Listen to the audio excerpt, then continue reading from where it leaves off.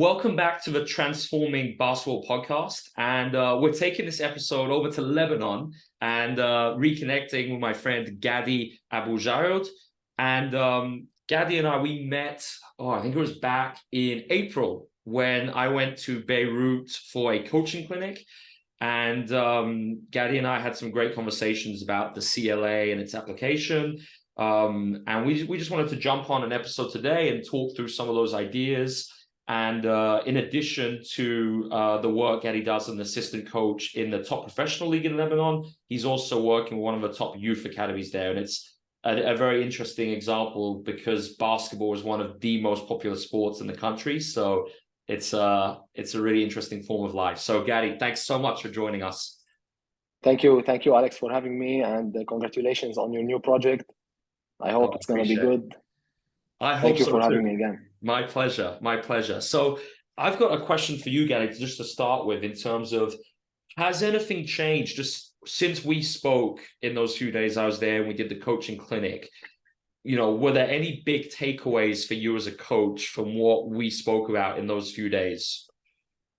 Yes, of course. I changed a lot of things in my approach, especially coaching youth programs. I changed a lot of drills. I changed a lot of like the way I used to train. It was not so far from what we've talked, but some small tips, small adjustments. I think it gave me an edge using the CLA. So that's it mainly. And going to the senior level, it was like a little bit more tough. So that's what we want to discuss today, I think. So with the youth program, it was great for me. Honestly, it was great. I'm using it, and all is good. But a little bit tougher with the senior. So that's it.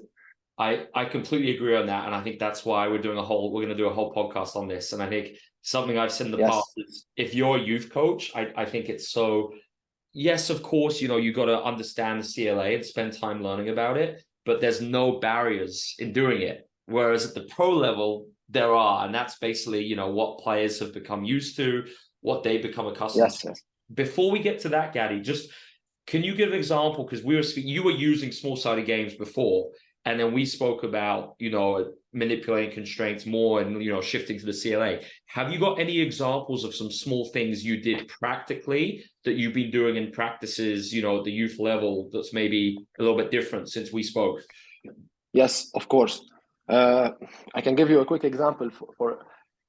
I used to do a lot of one-on-ones, but the way I used to do it, like I changed small things to adjust. So, for example, using a limited number of dribbles, for example, using a guided defense, a scoring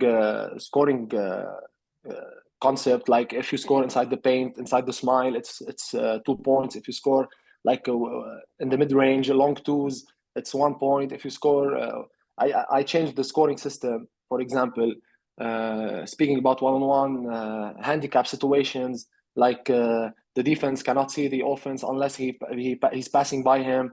Especially with the youth, it was great for using this. And to teach weak hand, for example, especially left hand finishes, putting the defense in a certain position just to try and help the offense use his weak hand and not be scared to use it. So these techniques in one-on-one helped me a lot. Like going back to 3-on-3, 4-on-4, or situations like this, I used to do a lot, but we used to play like 3-on-3, for example. We want to put a certain situation, but to ones and twos, like we count ones and twos only. Now I changed the approach to implement what I want on offense. Like you have certain amount of dribble, you have 0 seconds to act. Like you need to attack inside the paint. Don't take tough shots. No long twos. I started to put rules and so on. So just like an example, I started using this. I love it. So that's it, man. Those are great examples. Especially in that one-on-one, just so relevant for all coaches at all levels. Just constraining the defense. Start your one-on-one where the defender is on, the right side of the offensive player, and that offense is forced to now use that weak hand. So that's a super simple but great example. So what would you say, Ghady, then, are the biggest barriers, the biggest challenges using some of these ideas with your professional team? The barriers were mainly regarding the shooting concept. Like you have some players that have their routine before the games, or that like to shoot only spots. For example, like 50 shots on Yeah. one basket, 50 shots on the other, only spots like this, and someone is getting the rebounds. So I was thinking like, can you change this routine for a player who's like 30, 33 years old? He's at the end of his career. Uh, how can I do it? This was the main barrier for me. Mainly this topic. Like everything else, covering the offense, the defense was easy, but the Yeah. routines of the players, like it was difficult to change it, and I was thinking like, if I change this, maybe his performance will. This will affect his performance, like in the game. So I was in a place where I couldn't do this a lot in shooting mainly, but everything else was okay. So that was the main barrier. It's really interesting on that.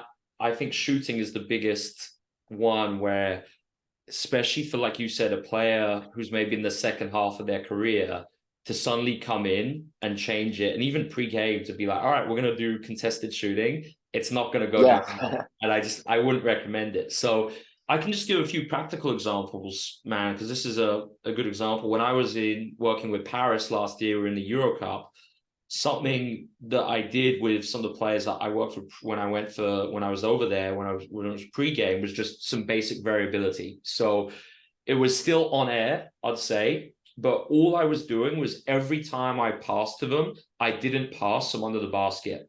So I was always coming from a different location with the pass. And then sometimes I would contest them, and sometimes I just leave them wide open. But what they also did was the guys just started changing location with one step. Now, okay, at the start of the season, they were doing spot shooting, the same players. And what happened, Ghady, was in our player development, in our vitamin sessions, we were obviously doing everything variable and with the CLA. So they liked the variable shooting so much because they felt like, especially two players in particular I was working with, they actually said to me that this is more realistic from the game, because I watched them the first day I got there in preseason. I watched them doing spot shooting, and they both got something like 43 and 47 out of 50. And then immediately what we did was we did a one-on-one shooting task where they could only shoot threes in a short closeout situation. And they had yeah, to score a short, medium, long from 5 spots around the three with that defender. And they got something ridiculous like 30%. And yes, obviously it was very challenging, but they loved it. And they actually said they asked to do it again. And we kept repeating that for the rest of the workout. I had all these other ideas planned, but they wanted to do it because they loved it so much. And I thought that was great because we got buy-in in the first practice. So what that led to was, obviously they were really like smart players, but they from that concept, they really bought in. And then what happened, Ghady, was I introduced the Brads, back rim and down, and they loved it. So when we were shooting, it wasn't just, even when we did on air like pre-game shooting, with they had the focus to try and score Brad, where it was back of the rim and down. So I've got, for those watching on YouTube, I've got my ring light here. Imagine this is the hoop. So the ball's coming from the basket, it hits the dead center back of the rim and bounces in. If it's coming side on, if the shooter's coming from here, boom, this would be the Brad spot. So it's like a clean Brad. And Sefu Bernard, he did a great section on that in my book. But that's basically what we did, Ghady. So we would just make it really variable, and even if they can just take one step every shot pre-game and change location, and we pass a little bit differently, I think that's a huge win. What do you think about that? yeah. It's awesome, honestly. Uh, I will try to implement it, to be honest, and try to see the reaction of the players. Of course, it's not gonna be easy, Yeah, especially in Lebanon. I feel you, man. uh, And that's the thing. Like, I think it's knowing the players too, because I think yes, that's it. some players will be happy to do it. But if you feel, there's like a player who really would be uncomfortable with that, we just got to do what they want to do, especially pre-game, and that's Yes, of course, just knowing the of course. players. Yeah. Like sometimes I try to play some music in the gym or a crowd, like to change the environment. So it was easy because I can handle this, but to change the workout, uh, it was difficult. Yeah. How have the players responded to Ghady in the team practice? Like when you were doing small-sided games instead of drills, do they like it? How do they? Yes, yes, yes. It was great. It was great. I know, and I realized that players they like to play. So everything, if you put everything in game situation, like game related, I started to use the scoreboard in practice. Mm-hmm. So put the shot clock also and Yeah. the score. So everything became competitive. Also, I found this idea awesome, and using always small-sided games was great. So Yeah. like we start the practice, same teams, we count the games they win. We have the scoreboard. We change the rules, of course. Every drill has its own rule, its own setup. Uh, we try to do things like this, so it was awesome. I think Love it. on the senior level, and of course with the youth, it was perfect also. Yeah, it's really funny. Yes, I think that's such a good point. Like I was speaking with Charles Klask. He's an assistant coach of the Denver Nuggets last week. yes, And we were talking about the CLA, and he said, no, if a player has an option to do on air or to play against like coaches versus playing against each other, they're always going to play against each other. And yes, yes, of course, it's just, of course. especially pros, it's that competitive nature. And I think, yes, of course, we've got to be careful of load management and we can't be going crazy and we can't be going, especially for the pro teams that maybe have 2 games a week, we've got to do, short dosages of what I call representative learning environments, short dosages, but it doesn't mean we don't play. And this is something I've said a lot. Like, I would rather we practice 30 minutes and we get in and we get out, and maybe then they do 30 minutes of variable shooting, and our whole pro practice is done in an hour Yes, versus what most European pro teams are doing with 2 hour and 2 hour and a half practices, which to me makes no sense. yes. What I like the most, honestly, and I changed it a lot. I used to teach the spacing on court in 3-on-0, for example, when you start like basic, if there's a drive from the 45 baseline drive, like I want a corner drift or a backdoor cut, like Yeah, these things, I used to do it 3-on-0 because like repetition, and to memorize. For example, I yeah, used to use this technique, but what I changed now, uh, even if I'm doing it in the warm up, I do it with defense, of course, and I don't ask the defense to go live, like to go 100%. Just I ask the defense to give the baseline for the guard, so he drives. I ask the opposite, the weak side guy to go for the help, and the third guy he can go down the basket or stay up, and the offense should read like if I want a cut from the a backdoor cut or I want a corner drift. So so I started to put situations for the offense, like I want to teach this, but I don't give the answer like from the start. So I ask my players, what do you think we should do in this situation? If there's a drive from the 45, how we should move. So players started to realize, started to think, oh, okay, coach, we need to go to the corner to fill the spot. I can do a backdoor cut from here. So they started to realize more and more to understand how they should move yeah. and act. So read and react with defense, of course. So that was the main change. I saw it with my team, and it was great for me. So I used to do it without the defense, and I changed it a lot. So that's it. Yes. We spoke about that. I think that's like I call it 3-on-2 dominoes bursts, Yes. Yes. and Yes. that's just, it's such a difference when you see a 3-on-0, which a lot of pro teams do, penetration reaction versus you just put 2 defenders in there, even if they're not like completely live, like you said, Ghady, Yes. just guided, it changes everything. And that's why I really strongly believe that when we're doing things on air, like I know some coaches, will do short doses of that in practice. Some will do a lot.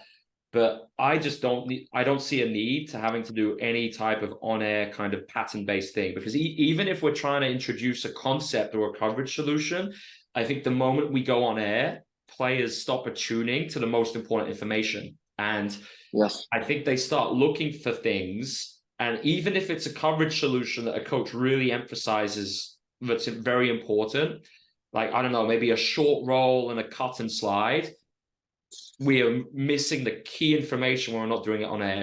And I think it's very dangerous, because if there's one team who is adaptive and knows that a team is very robotic, I think you can really plan against that and cause some problems. Yes, of course, of course.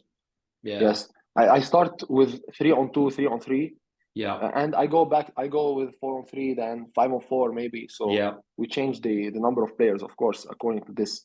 So I love that on the 5-on-4, Ghady, because so many coaches just do penetration reaction 3-on-0 or 3-on-3, no, right? And you need 5 players. I used to do it before, like all time ago. And when you gave me the ideas, I started to change like the rules, of course. So the constraints, of course. Yeah. So like to do a lot of things. But what I have another thing I want to talk about. Yeah.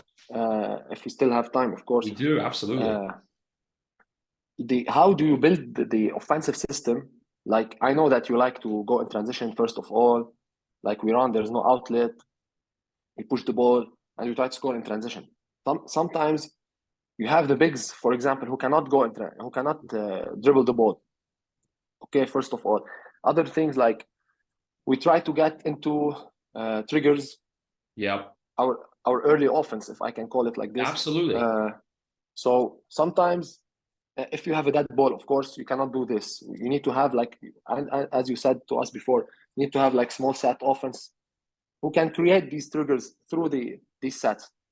So what my question is, sometimes you don't have quality players who can do this. Like you have a player who like to post up a lot, for example. Yeah. Or you have a slow guard who cannot run in fast again. And if, for example, you have a guard who's like a catch and shoot player, likes to go from staggers and shoot, who cannot drive to the basket a lot.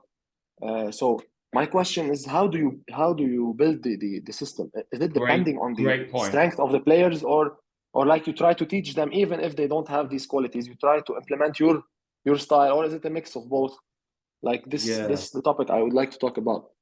Great point, Ghady. I think one sec. Mike, how are you? Mike's just Mike, do you mind if I send you another Zoom link in 5? Yeah. Sorry, Send I me sent another you the link. same one. Thanks, Mike. Okay. Ghady, that's a great point. That's a great question. Hey, that's Mike McKay. He's a legend, man. Yes. Legend. I'll send you a clinic of his after this. Yes, please. So let me answer it. So I think one of the greatest strengths of principles of play is we can adapt it completely based on personnel. So in an ideal world, obviously, if we have players who can do everything, great. And we try and do that in player development, but it's never going to work like that. So yes. For instance, if we have a big who can't bring the ball up, then maybe he outlets while everyone else looks to go if they get the rebound. If we have a player who is a great catch and shoot threat and we're in transition, maybe our principle of players, we try and get them open with like pin-in screens or whatever. So what I try and do is I make it as flexible as I can and I adapt it based on every team. So a lot of coaches have the same playbook, which they kind of copy regardless based on whoever their team is. Instead, my idea with these principles is it's so adaptive so that whatever the context of our players, the strengths, maybe the tendencies of the league, if there's something I feel could be really effective in one style of play in one part of the world, then we might emphasize something that's advantageous for that situation. So what I try and do, Ghady, is basically I have some things which are universal. Dominoes is an example, shot selection. Yes. But then critically, maybe what we look to do in dominoes will be different. Like maybe if we're a team of non-shooters, we got to ramp up the ghost cuts versus if we have a great shooter, more exit screens and pin-ins. So and then same thing like we spoke about, there's definitely, I think set plays are really important, and especially on dead balls. I think the key difference is it's more their strategic sets. So it's not like random sets always out of different spacings, but they're like a family of sets which are logical. So for instance, maybe they all end, we got our 3 pick and roll spacings. Maybe the sets all start in the same spacing and they all end with a rub or a side pick and roll. But obviously there's going to be different things in the build up to that. And obviously if we create an advantage early on, the set's over and we're just in dominoes. Like so, you try to have the sets, for example, I put like series, for example, horns side, horns, like whatever, but they have the same setup, but you try to put like every call is for a player, for example. Like if I would just have more of a general call. And actually, Ghady, I got that from Moncho Fernandez at Obradoiro. And I loved how he said, you know, when a set is made for a player, I think what the players often focus on, they get so focused on that player getting the shot. And the problem then is maybe there's a greater advantage somewhere else in the set or another player is open.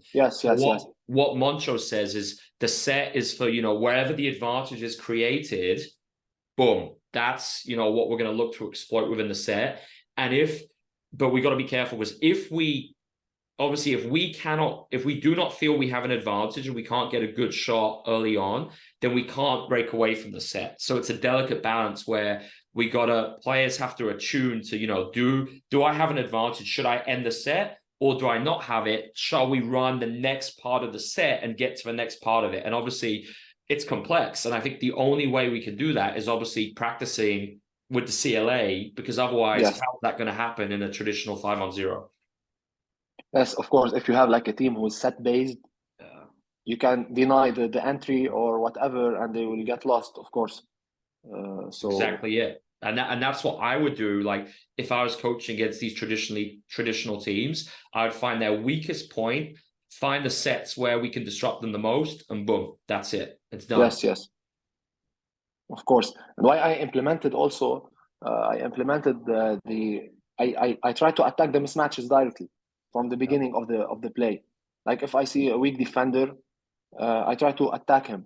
With a good spacing, of course. I teach everything like spacing and all the details. But I know especially with youth, I stopped the long offense.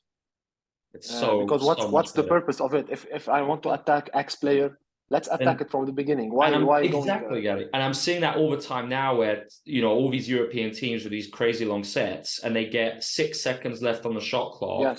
They get to a trigger and they have no time to create an advantage, or they don't create an advantage and they take a terrible shot. Why not just get to that trigger with 20 seconds from the beginning of the 20? Yes, of course. Yeah, that's it.